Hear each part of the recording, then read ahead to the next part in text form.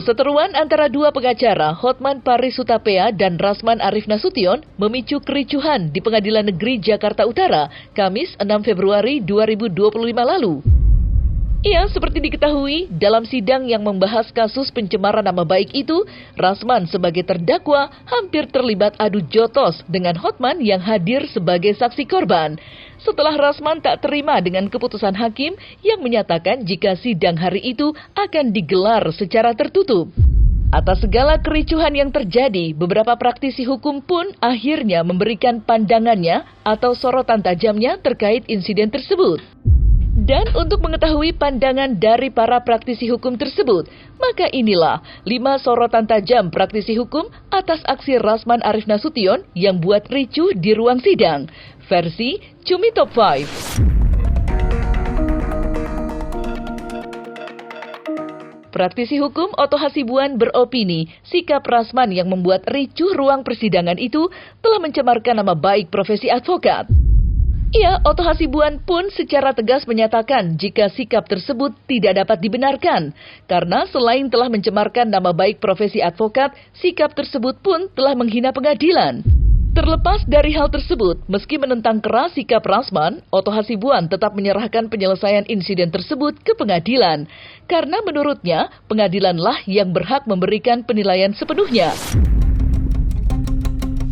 Kalau kalian bertanya ada kejadian bahwa seperti itu di dalam ruang persidangan, dengan tegas saya menyatakan bahwa itu sangat tidak dapat dibenarkan.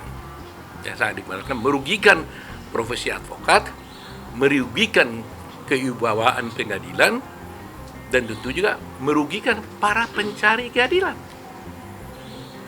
Itu yang ingin saya sampaikan. Dalam ada orang naik ke atas meja, itu tanda kalian, pakai toga menginjak-injak meja. Terus terang aja, saya sebagai advokat ya merasa prihatin sekali nih, karena perbuatan itu sangat-sangat tidak bisa dibenarkan. Ya, selain pertama, dia itu kan tidak sesuai dengan profesi advokat itu sendiri. Karena profesi advokat itu adalah profesi yang terhormat, yang nobel. Sering dikatakan istilah officium nobile. Itu profesi yang terhormat.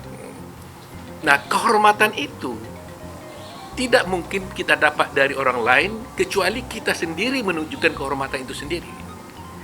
Jadi, kalau seorang advokat melakukan suatu tindakan yang tidak menghormati profesinya, maka ini betul-betul sangat merugikan profesi itu sendiri. Mencemarkan nama baik profesi, mencemarkan nama baik kehormatan profesi itu sendiri. Tindakan itu, saya lihat itu adalah merupakan satu tindakan yang merupakan penghinaan kepada pengadilan. Kalau kita tidak lagi menghormati pengadilan, pasti kita akan mengalami suatu degradasi penegakan hukum. Kalau Anda bertanya bagaimana menyelesaikannya, harus kita kembalikan kepada pengadilan. Irjen Polisi Purnawirawan Ricky Sitohang yang berprofesi sebagai praktisi hukum beropini sikap Rasman yang membuat ricuh ruang persidangan itu telah melecehkan marwah pengadilan. Ya, meskipun Ricky Sitohang menilai jika Rasman memiliki maksud untuk mencari pembelaan untuk dirinya, Ricky Sitohang mengaku sangat menyayangkan sikap tersebut. Terlebih, Rasman adalah seorang advokat yang mengerti hukum. Kalau kita melihat situasional yang ada di Pengadilan Negeri Jakarta Utara ini, ya saya sebagai pemerhati hukum, sebagai mantan penyidik dari kepolisian juga sangat menyayangkan peristiwa itu. Ya.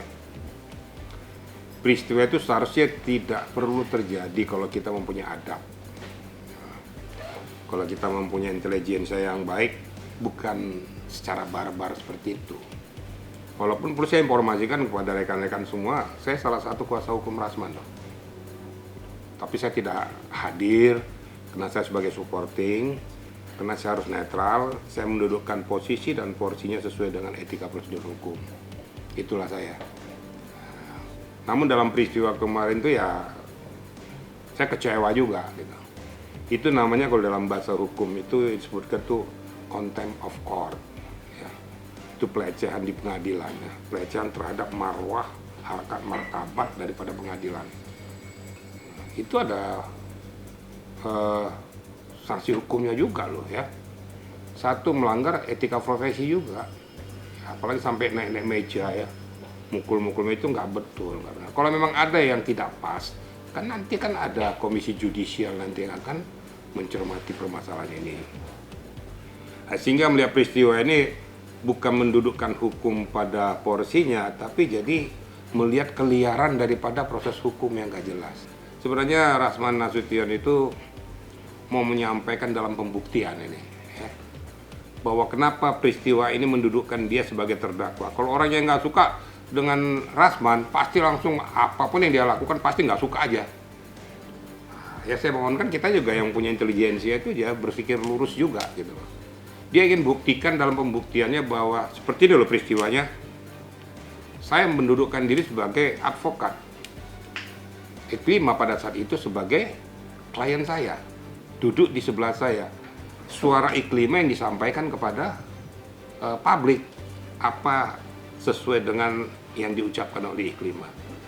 Nah, kalau menurut undang-undang advokat itu tidak bisa dikenakan dia pidana ataupun pelanggaran apapun. Karena dia hanya menyuarakan apa yang disampaikan oleh kliennya. Nah, ini yang tadinya mau disampaikan oleh Rasman, tapi ternyata tidak bisa dengan membawa bukti-bukti, baik doket maupun mungkin video mungkin dan lain sebagainya. Nah, hakim memutuskan untuk sidang tertutup kan begitu. Memang itu kewenangan hakim, sidang terbuka tergantung pada hakim. Nah, tapi kan ada hal-hal yang harus perlu dikomunikasikan. Kita harus berpihak tuh equal lah. Jadi menerima dari satu pihak minta pendapatnya, ini perlu saya sampaikan ya bahwa ini sidang ini tertutup untuk minggu depan. Jadi agar diketahui baik terdakwa maupun pelapornya supaya paham posisi ini. Nah, kalau seandainya tidak disampaikan lebih awalnya mungkin bisa meminimais peristiwa ini. Jadi situasi ini saya lihat spontanitas, Rasman yang sudah digelayuti emosional yang tinggi akhirnya lost control. Tapi ini nggak boleh, kita kan punya kadar intelektual. Jangan kita lebih kuat okol kita daripada otak. Nah, ini yang saya mohonkan kepada saudara-saudaraku Rasman, apalagi saya lihat juga Firdaus juga. Saya lihat naik ke atas meja betul ya? Iya. Nah, ini juga nggak pantas. Ini kan sidang hukum, bukan sidang gerombolan atau bukan sidang jalan. Hotman Paris yang merupakan seteru dari Rasman beropini sikap yang ditampilkan Rasman di ruang sidang itu adalah bentuk penghinaan terhadap hakim yang mulia dan pengadilan. Ya, menurut Hotman Paris, seharusnya Rasman mematuhi keputusan hakim yang memutuskan jika sidang tersebut akan digelar secara tertutup. Karena keputusan tersebut tentu diambil sesuai dengan undang-undang yang berlaku.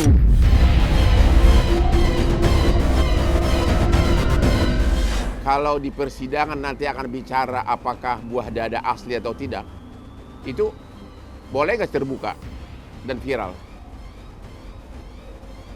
Nah, kan kalau udah menyangkut kesusilaan, ya, itu hakim harus menyatakan sidang tertutup.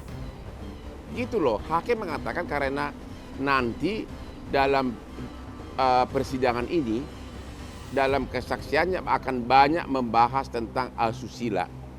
Dan itu kata hakim, harus tertutup, itu demi peraturan. Itu sesuai dengan KUHAP. Itu sudah, aku aja belum kenal hakimnya, aku aja terkejut sama jaksa, aku tertutup gitu loh. Tapi karena duluan dia bereaksi ya bodo amat deh. Karena dia merasa rugi, sudah disiapkan viral di mana-mana, TikTok live. Itu KUHAP. Semua hal yang menyangkut asusila, hakim berwenang menyatakan tertutup demi hukum. Dalam sejarah hukum Indonesia, dalam sejarah peradilan Indonesia, belum pernah ada pengacara menghina pengadilan dengan menginjak-injak meja persidangan. Saya langsung sudah mengadukannya kepada Ketua Mahkamah Agung agar itu orang dilarang praktek di seluruh pengadilan Indonesia. Tidak boleh bersidang. Itu kewenangan Ketua Mahkamah Agung. Saya juga meminta kepada pengadilan negeri Jakarta agar mengadukan mereka ke polisi karena membuat ricu depan persidangan adalah tindak pidana. Jangankan di ruang sidang, boleh nggak saya masuk ke restoran orang, gue injak-injak, naik gue ke mejanya, gue injak-injak, boleh nggak? Etika gitu ya, Bang. Jangan, ini ruang persidangan loh dan masih ditonton orang. Hakimnya baru aja meninggalkan ruang sidang. Itu penghinaan pengadilan yang sangat parah. Itu sangat parah, mudah-mudahan dia ditindak. Entah dari mana itu asalnya itu orang. Saya sendiri nggak pernah ketemu itu Firdaus. Gua nggak kenal, ya. Karena saya perkara gede-gede kalau dia mah, kalau udah pakai baju tentara, udah gitu, gini-gini. Ini orang dari benua mana sih? Dari benua yang sudah ketinggalan 1000 tahun atau apa? Pakai 7 bintang. Ini siapa yang takut sama lu? Praktisi hukum Deoli Payumara beropini jika Rasman Arif Nasution dan tim kuasa hukumnya pantas mendapatkan efek jera atas perbuatannya di ruang sidang Pengadilan Negeri Jakarta Utara. Seperti diketahui, buntut insiden tersebut, Firdaus Oiwobo, tim kuasa hukum Rasman, telah dipecat dari organisasi advokatnya. Dan atas hal tersebut, Deoli Payumara mengaku setuju dengan keputusan tersebut. Jadi pemecatan dari KAI terhadap Firdaus Oiwobo itu sudah benar. Jadi tempat di mana Firdaus Oiwobo ini bernaung, organisasinya kan KAI itu. Dia dipecat ya sudah benar begitu. Nah, harapannya kalau dia sudah dipecat dari KAI, kemudian sumpahnya juga dicabut dia dari artinya pengesahan sumpah dari Mahkamah Agung atau dari Pengadilan Tinggi kemudian mencabut sumpahnya. Jadi benar-benar dia dicabut posisi dan status dia dari pengacara ya. Jadi artinya sudah tidak lagi menjadi pengacara. Nah, harapannya juga kalau ada organisasi advokat di mana ada organisasi advokat baru yang tempat dia kemudian bernaung, itu nggak boleh. Siapapun organisasi advokat yang kemudian menerima dia tuh menolak, harusnya menolak. Gitu. Nanti kalau ada yang menerima juga nanti kita akan kejar tuh organisasinya. Jadi memang ini harus dihentikan model-model pengacara yang seperti ini supaya tidak menjadi perusak dunia wibawa hukum, dunia pengacara, dunia kehakiman begitu. Hakim juga kalau bermasalah atau ada apa-apa juga dipecat kan. Jaksa juga kalau ada bermasalah apa-apa kan dipecat. Nah, pengacara juga dipecat begitu. Jadi saya minta nanti sudah benar KAI memecat. Tinggal nanti sumpahnya dicabut atau dihentikan oleh Mahkamah Agung, oleh Pengadilan Tinggi. Terus kemudian kalau ada organisasi advokat kemudian yang menerima dia lagi, itu saya kejar.